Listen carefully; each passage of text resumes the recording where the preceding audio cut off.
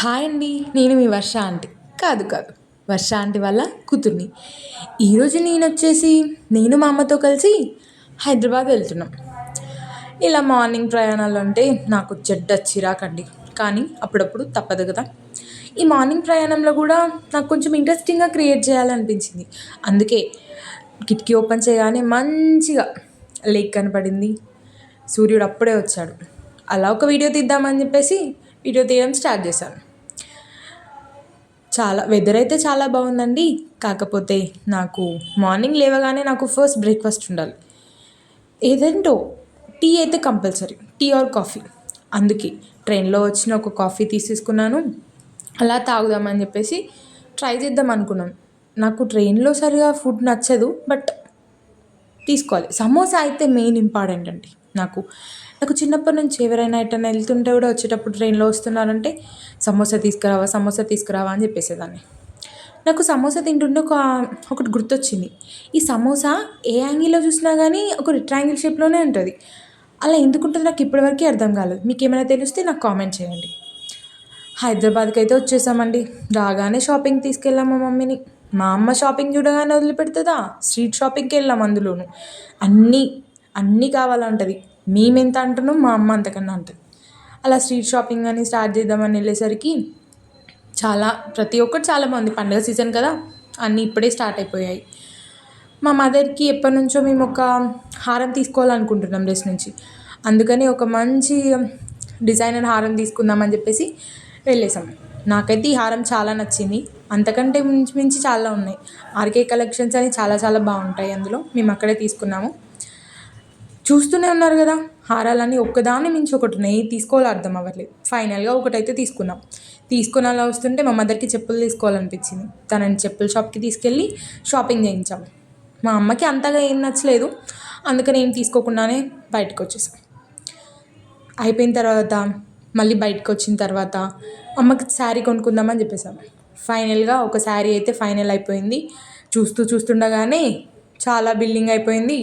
చాలా మొదలయ్యేటప్పుడు ఇద్దరం షాపింగ్ చేసుకొని బయటకు వచ్చేసిన తర్వాత చిన్న వాక్ చేయడం స్టార్ట్ చేసాం.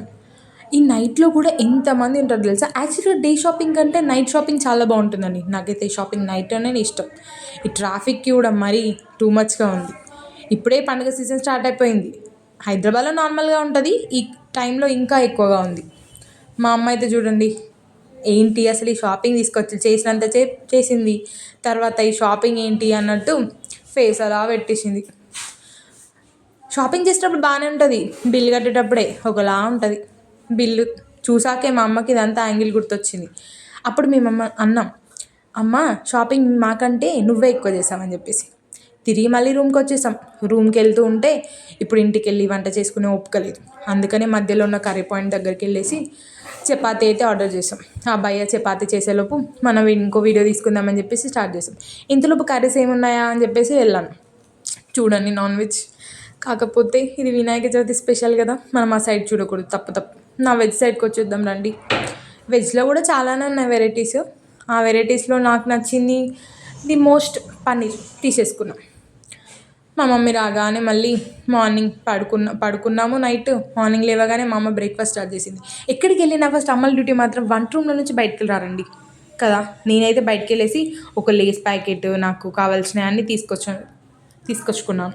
ఎందుకంటే మనకి మార్నింగ్ చెప్పాను కదా, లేవగానే నాకు బ్రేక్ఫాస్ట్ అయితే కంపల్సరీ ఉండాలని చెప్పేసి. అందుకని ఈలోపు మా చెల్లెలు తెగ సదిరేస్తుంది. ఏం సర్దుతుందో ఈమెకి అర్థం కాదు. అయినా కాసేపు మా చెల్లెల వాళ్ళ కిచెన్ చూపించడం మర్చిపోయాను, మీకు చూపిస్తానండి. చూడండి, బ్యాచిలర్సే, కాకపోతే మన ఇంట్లో కంటే కిచెన్ బాగానే పెద్ద ఉందిలేండి.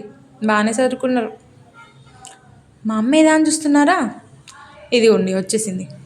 ఈవిడ ఎక్కడికి వచ్చినా, అమ్మలు ఫస్ట్ ఎక్కడికి వచ్చినా కానీ వంట రూమ్లో ఉంటారు. ఆ వంట రూమ్లో చేసే పని ఉప్మా. ఈజీగా కావాలంటే ఉప్మా, అమ్మ ఏమైనా తినాలనిపిస్తే ఉప్మా, తొందర అయిపోతుందని చెప్పేసి వాళ్ళు ఉప్మా.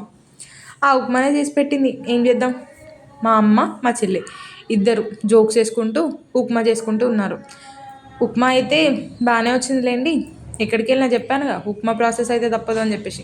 మళ్ళీ అందులోనూ మా అమ్మను మా చెల్లె ఉప్మా తినాలనిపించింది అమ్మ అని చెప్పిందంట. ఇంకా అసలు వదిలిపెడతారా? చేసేసింది. నేను వచ్చినప్పటి నుంచి ఒకటి అనుకుంటున్నాను. నేను ఈసారి వినాయక చవితికి ఇక్కడ నేను వస్తుంటే ఒక వినాయకుడిని చూశాను. చాలా బాగుంది. అక్కడికి వెళ్ళాలి, టెంకాయ కొట్టాలి అనుకున్నాను. మార్నింగ్ ఫ్రెష్ అవ్వగానే వెళ్దాము అనుకున్నాను. ఇలా కాసేపు ఫ్రెష్ అప్ అయ్యి వెళ్దాము అనేసరికి మా మదర్ ఇంకా వాళ్ళు రెడీ అవ్వలేదు. ఆలోపు మనం చిన్న వీడియో తీసేసుకుందాం కదా అని చెప్పేసి వీడియో తీసుకుంటున్నాను. చూడండి, అన్ని సామాన్లు తీసుకొచ్చుకొని బాగానే సర్దుకున్నారు. నేను ఏదో ఛార్జింగ్ పెడుతున్నా. హీటర్, వీళ్ళకు ఒక హీటర్ కూడా ఉంది. ఒక మినీ ఫ్యామిలీ ఉండొచ్చండి. చాలా బాగుంది రూమ్ అయితే. చూడండి, రెడీ అయితే వచ్చేసి మన గణపతి దగ్గరకు వచ్చేసాను. వచ్చి మా అమ్మ టెంకాయ కొడుతుంది. గణపతి అయితే చాలా బాగున్నారండి. ఇక్కడ వినాయకుడిని 3 days నుంచే కదిలించడం స్టార్ట్ చేశారు. ఎలా అయినా లాస్ట్ వరకు వచ్చేసి ఇక్కడ కొబ్బరికాయ కొట్టాలి అనుకున్నాను. చూసారా, అక్కడ నుంచి వచ్చి ఇక్కడ కొబ్బరికాయ కొడుతున్నాను. అలా రాసి పెట్టుంది సరే.